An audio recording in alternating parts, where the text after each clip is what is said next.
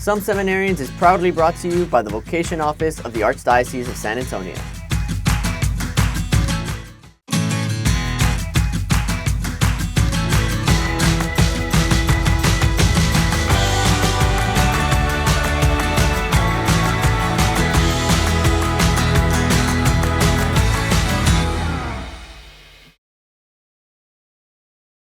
Welcome to Some Seminarian Season 4, and I am Luis. Wait a minute. I am Luis. What? Yes, I'm Luis. Guys, I have something to tell you. What?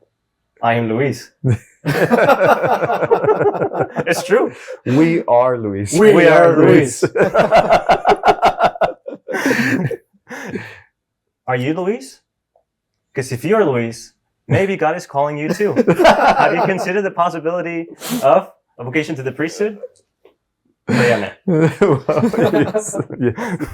No, it's just a coincidence that all of us happen to have the same name. Yeah. And it keeps increasing every year in the seminary. So it's interesting. But by the way, I can't believe that is also season 4 of Some Seminarian podcast. I can't believe that. Do you remember the first one, Luis? Oh, yes. I remember, when we first began everything was so new. But we do have a new edition, Luis. Yeah! 3.0. Yeah. He's an upgrade. So do you want to tell us a little bit about just your background, maybe your vocation, and just a little bit about you so that people can get to know you? Sure. Well, I was born in Eagle Pass, Texas. I don't know if you guys know where Eagle Pass is. Yeah. It's about 2.5 hours away from here. Yes. Oh, okay. But I was born there, and I grew up right across the border in Piedras Negras. Piedras Negras. So Spanish is my first language. I grew up in Mexico. I lived there for 18 years until I graduated from high school, and then I came back to the U.S. for college. And after college, I joined the Air Force. I was in the Air Force for 6 years, and right before coming to the seminary, I separated from the Air Force so I could be here. Oh, nice. Wow. So, well, you've been in the Air Force for, how long have you been in the Air Force? Or how was your experience there? 5 years, 4 years? Or I was in the Air Force for 6 years. 6 years. Yes. Mm-hmm. Wow. So if you don't mind me asking, what drew you from that life? Because I came from, all of us actually came from a different, we had a career, we had this path, and then we sort of veered this way to the seminary. So what brought you, I guess, this way? Sure. I mean, definitely I'll have to say it was the Lord.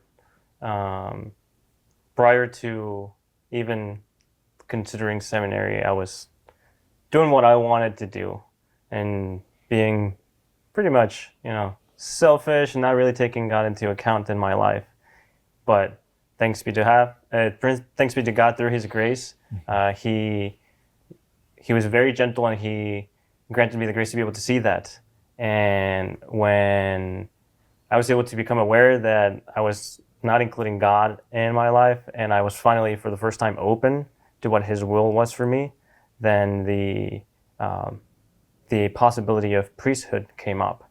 And so, at first I was like, that's probably not it. That's probably just a coincidence that I had that thought, a random thought. But the more that, that thought would come back up, either through prayer or through conversations with people, I just realized that it was definitely something that I needed to discern. So that's very interesting, Luis. Something similar happened with me in my history, like a moment when I didn't have God in my equation in my life, but then I feel the call.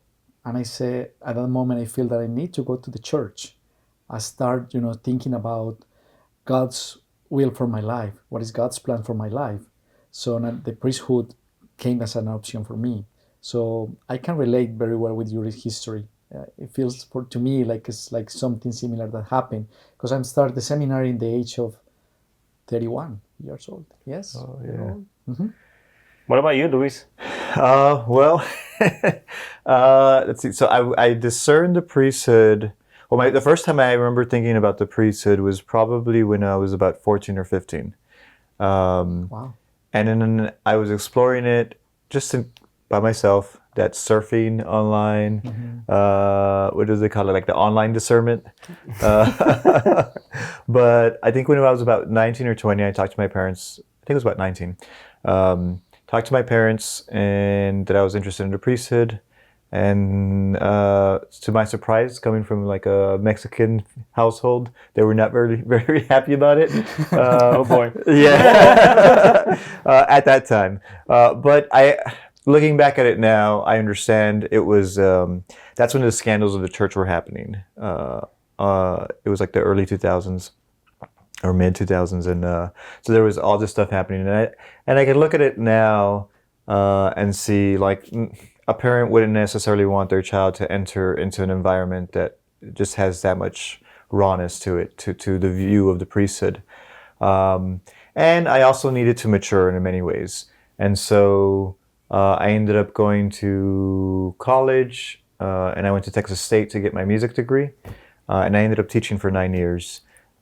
And so I had put that on the back burner, and I was just living life and doing that. But there was always this sense of, you talked about a call. And for me, the call was this sense of like, I kept it, God gave me everything I wanted in that life.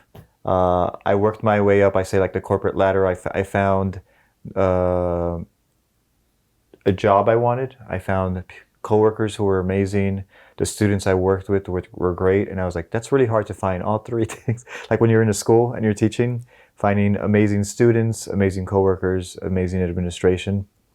And I had all three, and there still felt like something was missing. And what I can say is I decided to jump.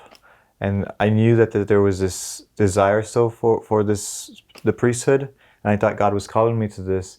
And I was always hesitant, but I was like, well, if there's any time to do it, that was the time. And that little void maybe that was there has been filled in the sense of I've had the most peace I've ever had in my life, where I feel that I'm following God's call for myself. Oh, this is very interesting, Luis, because I listen to you, Luis, as well, and I can see that, I mean, the histories are similar, in the way how we discern the priesthood and the vocation to become a seminarian, to say yes to the Lord, to that call. So I remember my history, something similar. I was, I'm an accountant. This is my profession. I used to work for many years as an accountant and have a great people around me, everything that I need in the moment of my life. But something, once again, something was I missing. need, yes, missing. And I say, what is that? And it's the moment when I start to discern and to think about God and where is God in my life. So it wasn't easy, I don't know for you guys, it was easy to say yes, because sometimes it is not easy to renounce or to say, to put away a lot of things that we have in our lives. But then we are in the seminary, learning new things, learning a new routine, a new things to do. So for me, was, I would say, interesting to adjust myself to that routine. In a good way, or? I would say in both. In a good way, and well, not bad, but maybe it was a little challenge. So well, you lived a certain way your entire life, exactly, and then you're changing completely. Not even when you're young, but when you're in your 30s. Yes, and also because, part of the formation that we have here in the seminary, so we have to study philosophy and undergraduate level, and I graduated from college like 10 years ago, 11 years ago, and then I feel myself here among college student guys. I say, oh my gosh, what I'm doing here in this moment. So, but it was good. It was beautiful. So I don't know, Luis, in your case, because you. This is your first. Completed my first year. It's your first year here. It hasn't completed yet. I'm still going through it. So. Tell us, share with us a little bit about your experience. How your experience has been so far? Yeah. That challenge from the Air Force to Assumption Seminary to the House of Formation. How's that work? Yeah, thank you for asking. I'll say the one thing that you were mentioning really resonates with me. You said you enter around 31 years old. I was 31 when I entered seminary at the beginning of last year. Yeah. So I don't know, coincidence? I don't think so. But I did find that as well. Like both Luis and Luis are saying that. You're gonna confuse the people out there. I mean, Once again, if you are Luis, join us, please. we would love to have you. Yes. I'm sorry. Go on. Go ahead. You're good. That it was, yeah, there was definitely an adjustment to come to seminary after having been in, having lived on my own for a number of years. I moved out from home after I graduated from high school, and since then I did not live at home until this past year. I lived for a year with my parents before coming into seminary, but having lived on my own for about 10 years or so, I get to do what I want, when I want. Nobody's telling me what to do. I get to choose what I eat. I get to choose when I exercise, when I pray, when all these things.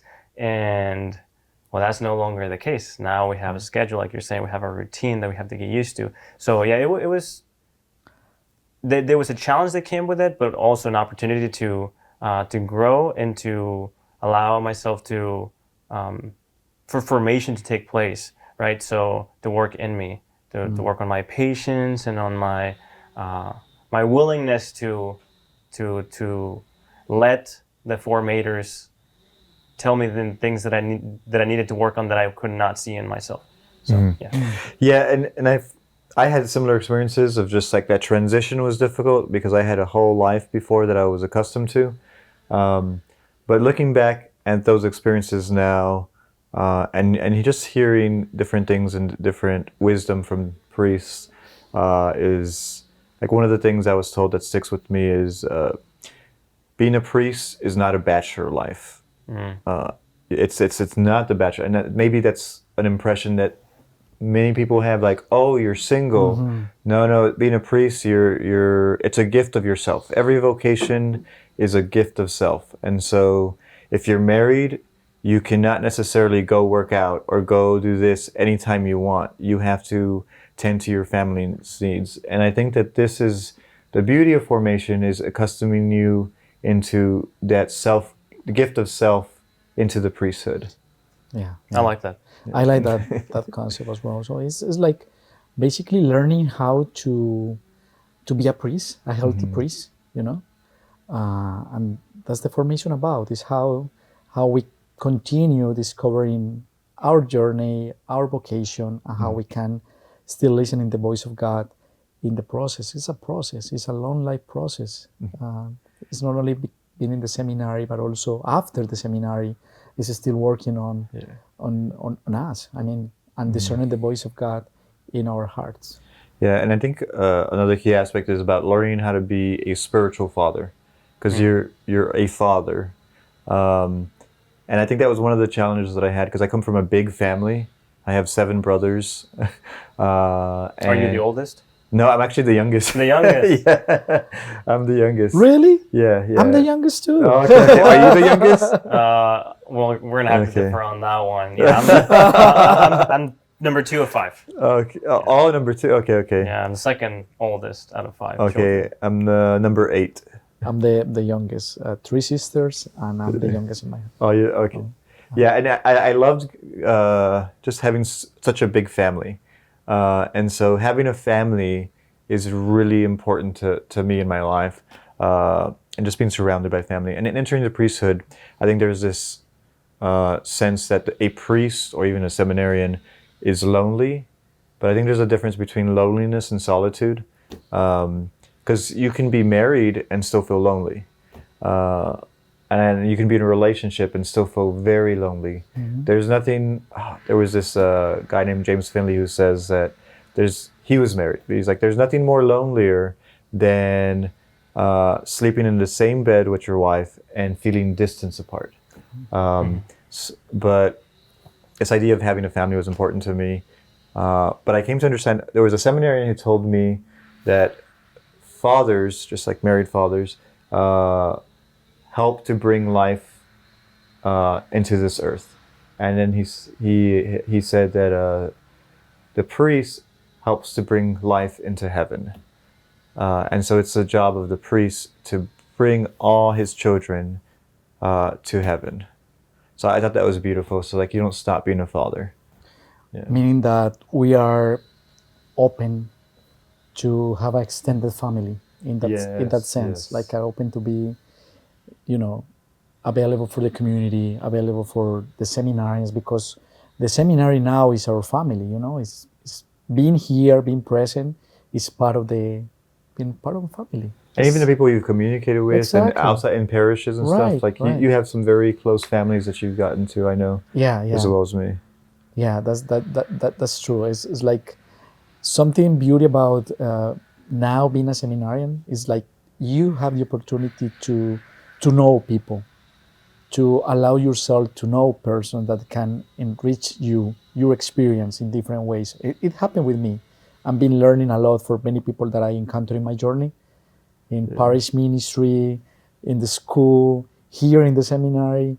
Well, for me, it's like a great opportunity, and it's learning how to see God's grace in each individual that I met in my formation and in my life. So I don't know, Luis. Yeah, I think What's that's a happened with very you? beautiful way to see it. I know I have a lot more reflection to do on that for sure. But as you were sharing, I think that's a beautiful way to see how the priest is called to be a spiritual father to the people that he's serving. So that's awesome. Yeah. Yeah, okay. Well, Luis, talking about family. So something you shared with me one day is about you have another brother that he's also a seminarian. Yes. Can you tell us a little bit about Yeah. that? Yeah. I didn't know that. Yeah. So Luis and everybody watching, I have a brother. So I have 3 sisters and 1 brother. My brother is the youngest of all of my siblings, and he is also a seminarian, but he's a seminarian for the Diocese of San Angelo. He moved out there for college, and while he was out there, he heard the call. Wow. And he decided he wanted to discern where he heard the call. So he started seminary, I think a semester before I did. So he's now been a seminarian for a year and a half. Wow. Yeah. And he's younger than me, like 9 years younger than me. So 9 years yeah, younger yeah. than you. Thanks be to God for him listening to the call and responding to it at that early age. That's Yeah. awesome. Do you have any family members who are priests? Or y'all would be the first? So we would close family. My dad had an uncle who was a priest actually here in San Antonio. What? Wow. Yeah, he passed away many years ago. Yeah, That's awesome though. And Father Rogelio was his name. Rogelio? Yeah. Do you have any family members who are priests? Or? No, fortunately not. But my mom, she discerned to be a religious sister in a moment of her life.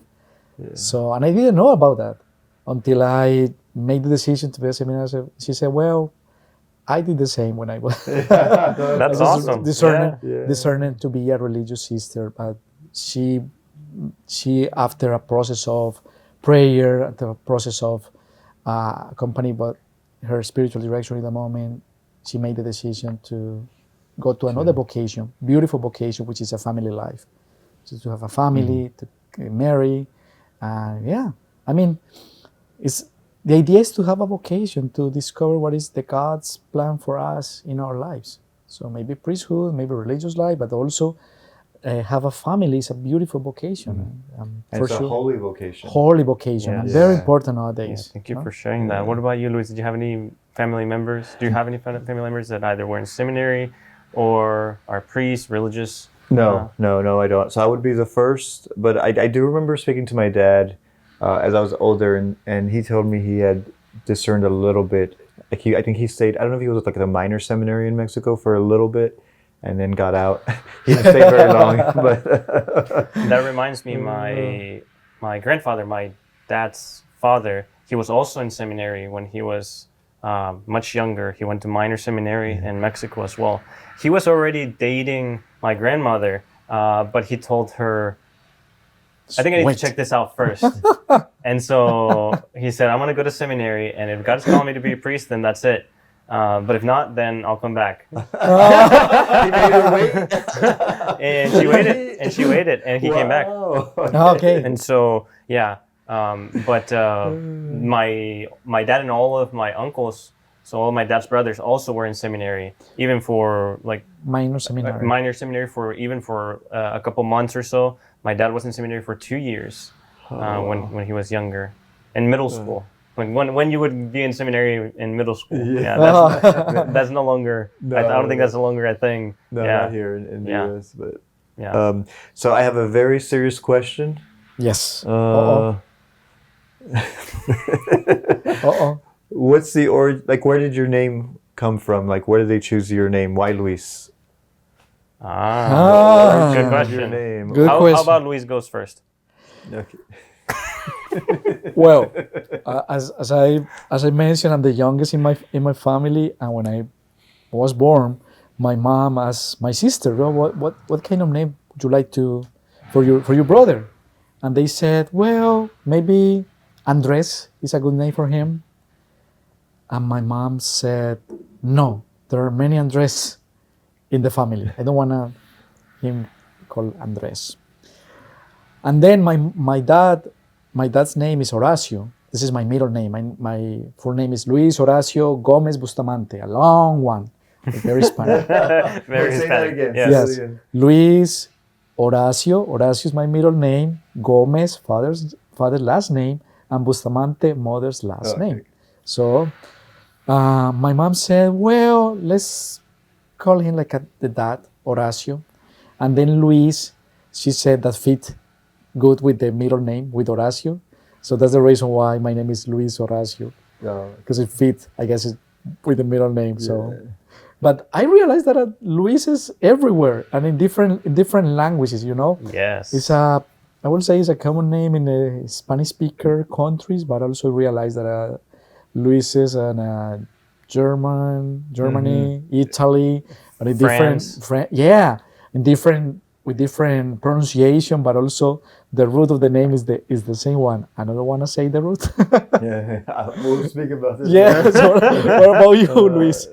For me, my full name is Luis Alfredo Martinez Olivares. Wow. So similar to Luis, I have a Hispanic name, both last names from my father and my mother, and my first name comes from my dad's middle name, because my dad's name is Jose Luis. Oh, okay. And then my middle name, Alfredo, comes from my grandfather, my dad's dad, whose name was Pedro Alfredo, but he would always go by Alfredo. We would call him Abuelito Alfredo.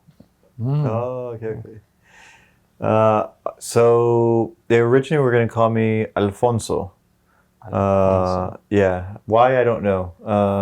And I'm glad I wasn't, because I really don't care. Maybe after seeing Alfonso's Liguori. Oh, that maybe I guess Yeah, that would have yeah. been better. Yeah, I didn't think about it that way. But they started naming my brothers after a different Mexican artist, like a singer. So I'm named after Luis Miguel.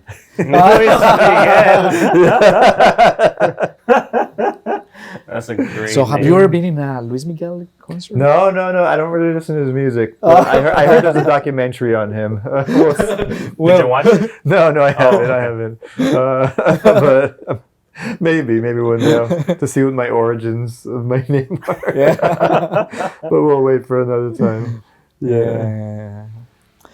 Well, you mentioned something very interesting about your brother. Your brother is 9 years younger than you, right? Yes.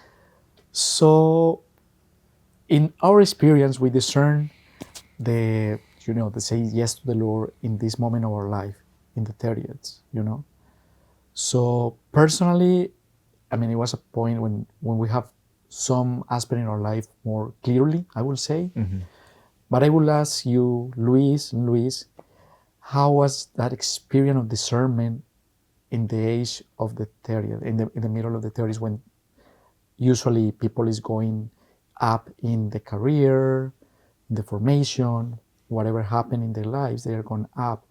And we made the decision to be a seminarians in that moment of our life. So how was that process? Because You want to No, that was because you were moving up in like rank in the Air Force, yeah. right? And you had a lot. You were given more and more responsibility. I guess you can talk a little bit about that. Sure. Yeah. Thanks. So Yes, what Luis is saying. I was moving up in rank. That's naturally happens in the military. So I commissioned as an officer, and so after 4 years, I had been promoted twice. You promote at the beginning every 2 years. So you from second lieutenant, you promote to first lieutenant, and then after 2 years, you promote to captain. So I was a captain. I had been a captain for 2 years. And if I had continued that career, eventually I would have been to the point where they would consider me to promotion for major. Wow. Major Luis. Major problem. But yeah, while in the Air Force, what I had decided, like I had mentioned earlier, that everything that I was doing on my own. Like I had chosen my career path and the things that I wanted to do. I had a dream of one day becoming an astronaut. And so wow, that's why I had joined the Air Force. And so I had already lined up kind of like the path that I would follow to get there. And one of the things along the way was to get a master's degree in engineering. And so I applied to this master's program. And so like you're saying, like you were kind of moving towards going up in a career, right? And so I had been accepted to the master's program.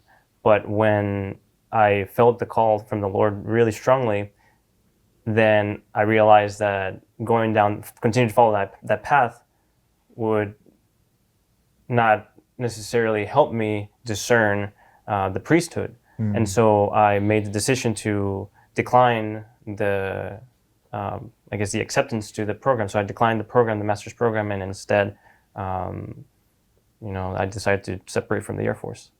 So, wow. Yeah. How was the process? It was a difficult process or easy or? So I'll tell you my experience. I don't know other people's experience because everybody probably has a different experience. Absolutely, yes. And I'll say that my experience, I truly believe that God had a big role in it because it was very easy. Amen. It was, and I'm not saying easy as in like, it was very simple. Every step that needed to take place would take place without much resistance. And to me, though, those were clear signs that, okay, these are doors that are opening and I can take a step forward and see what happens next. And as another door would open, and I would take the next step and so on, eventually leading me here. But yes, I had to request early separation from the Air Force, which meant like a process. It's a particular process. You have to submit some paperwork, has to be approved by your immediate commander and then by your wing commander, which is a colonel, the 6th rank of officer in the Air Force. That was 3 ranks above me. So wow. Yeah, and then after that's only an endorsement that goes to the big Air Force, the personnel office, and then they look at the case and then they decide, okay, we agree with what they said, okay. Or no, the needs of the Air Force are different, so we need him to stay. Have you ever talked to Father David Chaco about his process of, because he was in the Army? Right, I've heard about him being in the Army. I have not particularly talked to him about his process from military to the seminary. Oh, it sounds like it's very similar, but every process is different to exit out of service. But I think like what you said, I mean, divine providence plays its role, and God was working to simplify things. And I think the same thing happened for Father David Chaco, who I have a huge amount of respect for. He was discerning, turned in the paperwork, but it looked like he wasn't going to get the paperwork wasn't going to be processed, and so he wouldn't be able to quickly enough for him to enter the seminary during August. And so he made a novena to Saint Therese, and on the last day of the novena, I believe he was at a church or a chapel, and this older lady came up to him and was just telling him like, oh, have you ever thought about the priesthood? He's like, well, I applied, but it looks like the process is going really slow. The only way that they can move the paperwork forward is to have like a 4-star general, like pass it on, because it's gone through all the ranks. He's like, well, my husband's a 4-star general. No way. Let me get him on the phone right now. So it went through, like immediately because I mean it's one of the highest of ranks. So the highest rank in the military, Well, 4-star general. That's definitely the divine providence. You know? That is divine at the providence. last Yeah. day of the Therese novena. So Wow. yeah, he's a very special priest, and he's in Bernie right now. So I'm sure that I know that they love him there, and he's doing good work. Yeah, very interesting what you guys said, because personally, the divine providence is part of my spiritual life. So I do believe too much in the divine providence of God all the time. So when are moments that I saw things that are out of my control, I just allow the divine providence to take care of them. But it's not easy. It's a process of trust, surrender. Yes. Yeah. And then the divine providence take care of us in the moments or the circumstances that we don't have control of them. So And I guess just wrapping up here, that's a very important thing. No matter what your vocation is, no matter if you're called to married life, to priesthood, religious life, sometimes it just takes that trust. Absolutely. And having those open eyes to see how divine providence is working. But definitely want to thank y'all for sharing, and we definitely want to thank you, Luis. This is your first season on season 4, and you have many Happy to more be to here. come. Yeah, Yes.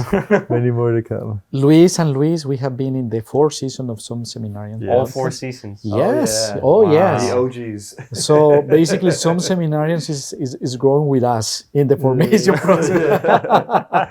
That's awesome. Yeah. That's awesome. Well, Yeah. thank you both as well for being here. Thank you for your testimony, for being witnesses to Christ, and I'm looking forward to more years as God wills it. So, Yeah. And I invite all the people that are listening or watching this video to subscribe to Some Seminarian podcast. We have very, very good stuff in the vocation office, social media. Just join us, following us, and share it with the people that you love. Maybe there is a Luis over there that is waiting to listen to us. yes. And Share it with any Luis say that you know in your life. Say yes to the Lord. So please share and subscribe us. Thank you. Well, thank you, Luis. Thank you, Luis. Thank you, Luis. Thank you, Luis. Thank you. It's like a Spider-Man meme. Yeah. The last one you were. Yeah. But thank you No very way, much. no way home. Bye.